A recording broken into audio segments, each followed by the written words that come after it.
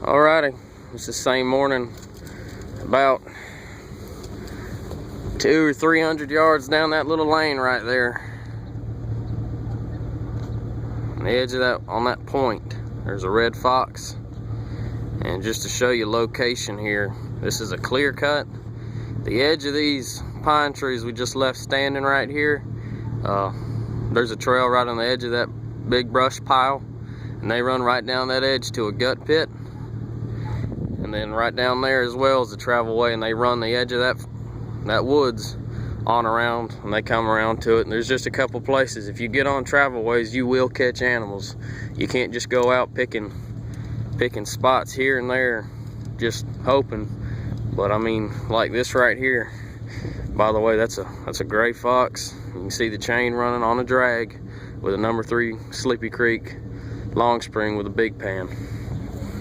This right here, this is all that got him. This is the second one I've had here in 2 or 3 days, I believe.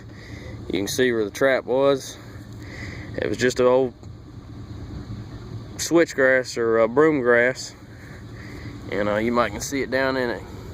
That's a beaver foot off a beaver I caught, and I just put it down in there. They're pretty good for flat sets. They hold a lot of odor. You can pour stuff on them, stuff will chew on them. If you have dogs and you've ever caught a beaver and you've ever left any of the parts out, I'm sure you know that. But and that's what I love about drags right there. You ain't got a big tore up circle. You can see where one lever sits and where the other one sits, and then that's where your trap goes. And all you got to do is dig that out, stick it back in there, cover it back with grass and peat moss, and you're ready to go. Biggest thing about using them long springs, got to use peat moss. Some people don't like it, some people love it. I love peat moss.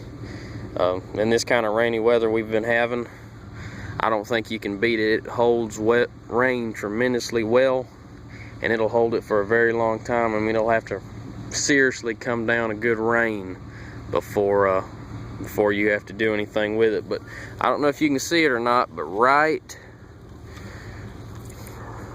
through there was a trail that runs out in the field. You can kind of see it,